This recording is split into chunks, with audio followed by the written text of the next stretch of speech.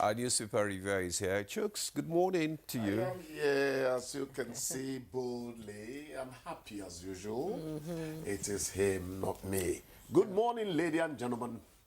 Good morning. I like your spirit this morning. Thank you. That's good.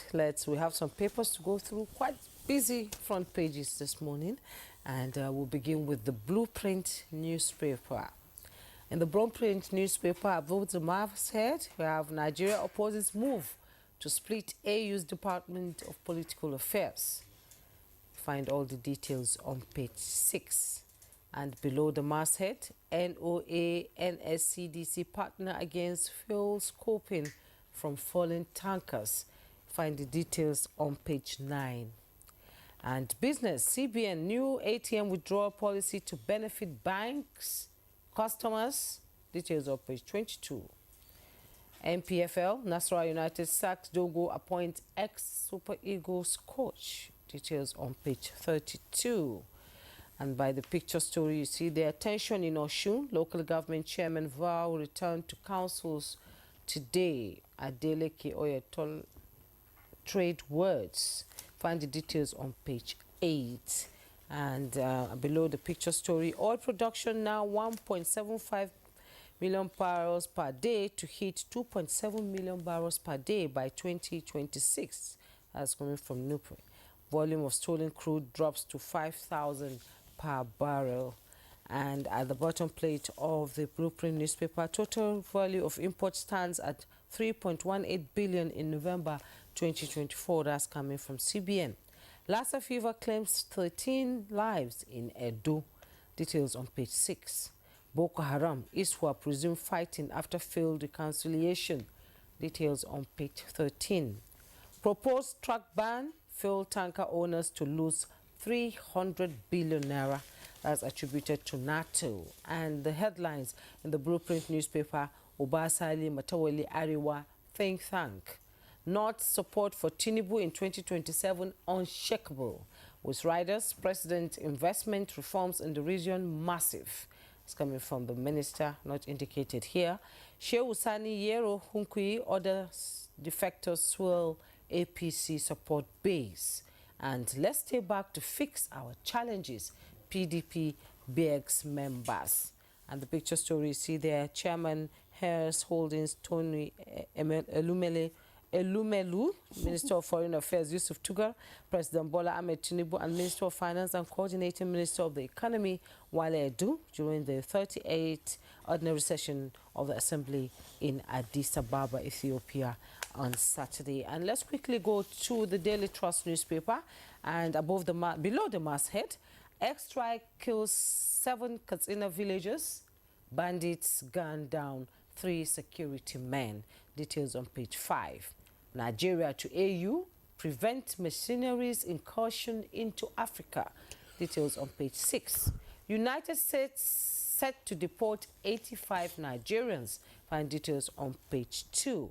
And 2025 budget, how US aid withdrawal triggered 300 billion naira allocation for drugs orders. With rider as INEC, EFCC military orders get 400 billion extra. And you see the picture graphic illustration in the front page of the Daily Trust newspaper. Abuja runway project, FG weighs options as contract sum hits 532 billion.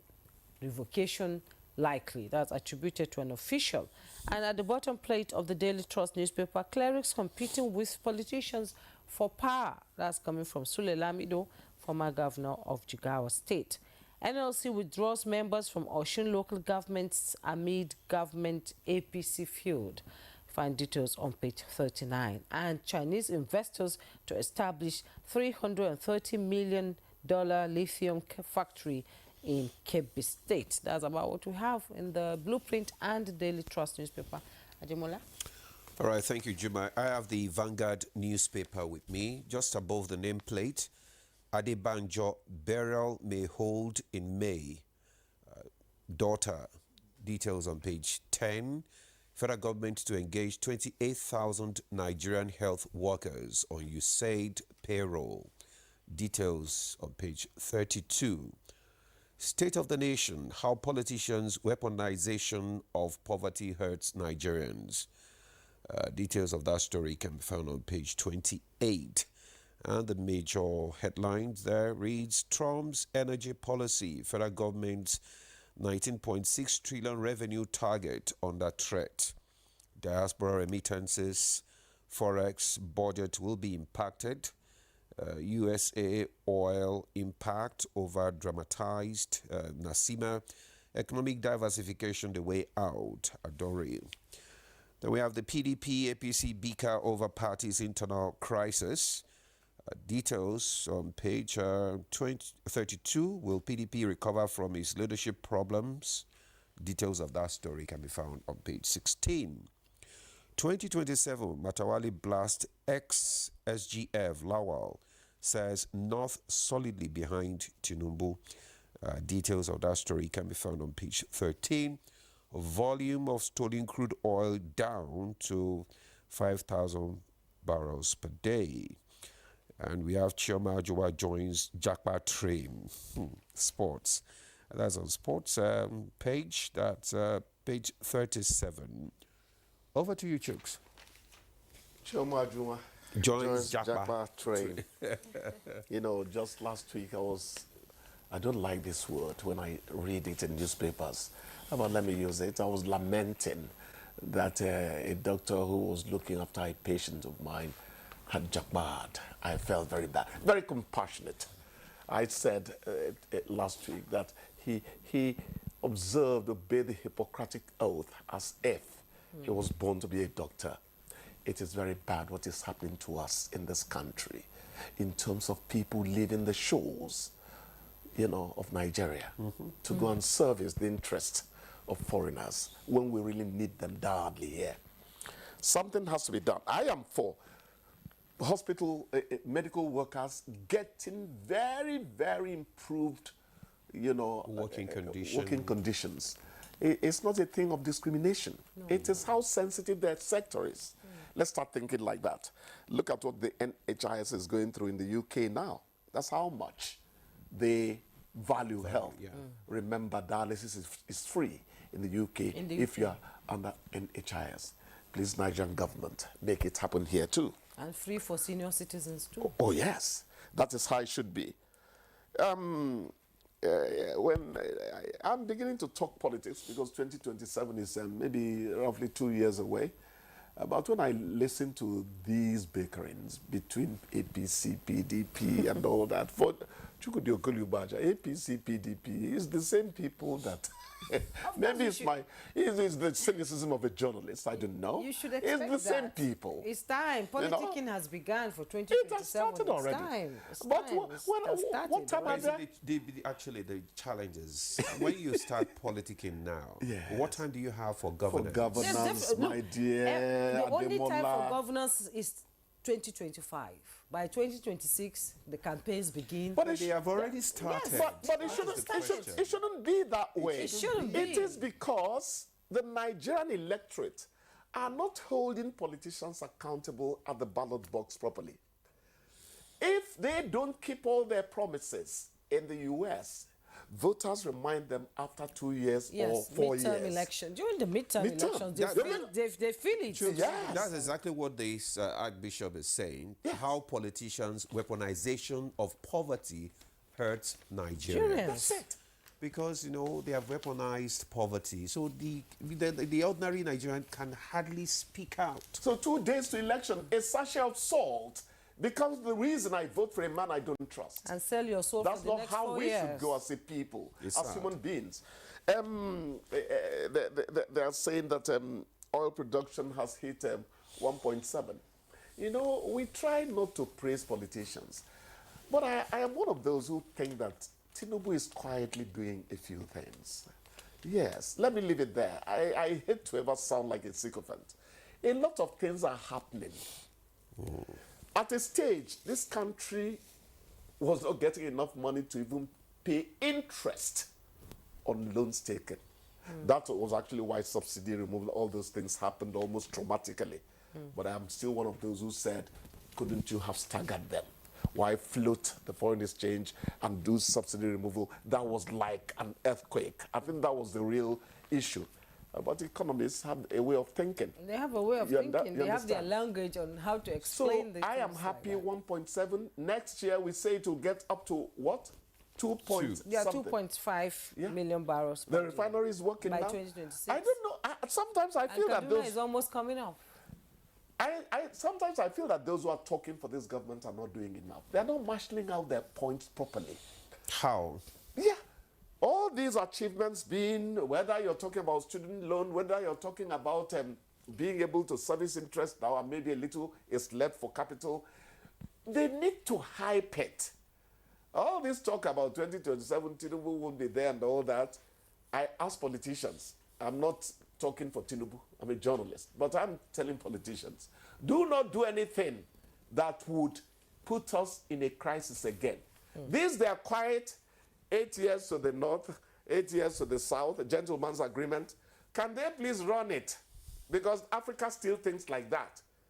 Otherwise, left to Chukudi Okoli Ubaja, I don't care whether a family rules this country, as long as they are competent, good education, and deliver dividends of democracy. Good health, good transportation. Whoever cared that the Kennedys were in the Oval Office on and on? Whoever cared in the US? So Africa at a point has to start thinking how modernity requires them to think. Voting a performer, it doesn't matter where he comes from or which party he belongs to. Exactly. If we don't get to that stage, Africa is going to keep on. Well, we saw a bit of it during the 2023 election, with Labour Party unexpectedly taking some seats, and I believe that change has begun. Nigerian electorates are becoming aware of their rights and knowing who they want to put there. But unfortunately, these people are now cross-carpeted to the ruling party. That is because... It just, whenever I see news like that, I just don't understand how we operate politics in this country. I've not done a survey, so I can't speak categorically, but you get the impression that stomach infrastructure is the underlying factor in Nigerian politics. Where is the Ekiti man? I don't get to hear about him anymore. Fayoshe. He's there. You can see him on a rise sometimes. We must get ready for 2027. Though. We've had enough from these people.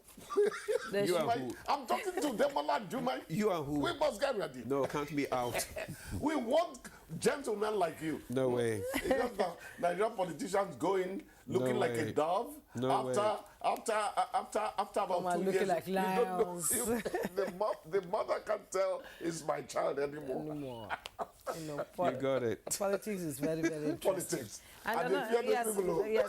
Let's quickly go to another airstrike kills seven Katsina villagers. I saw that and I winced. Another airstrike. It's happening again, and this is one too many, actually. It's unsavory.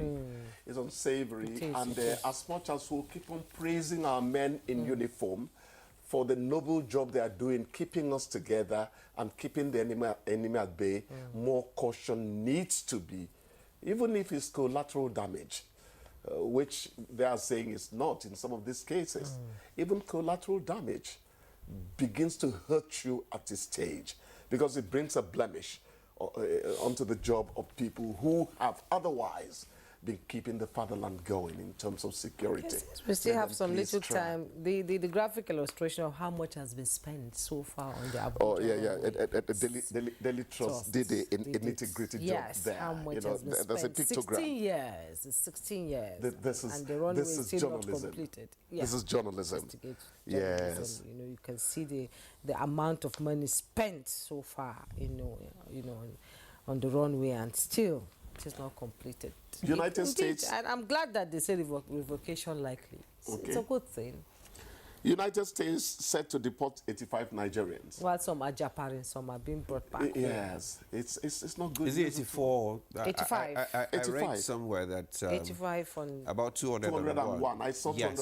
I read somewhere 200. Yeah, but the Daily Trust has 85 here. Yeah, 85. You know what I'm thinking? The remittances.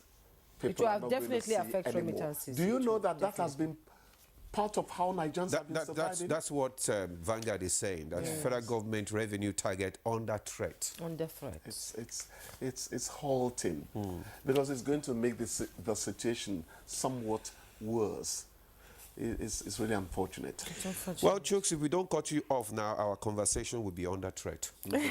Yes, it will be under threat. You have this traumatic, though pleasurable way of ending the show. Of course.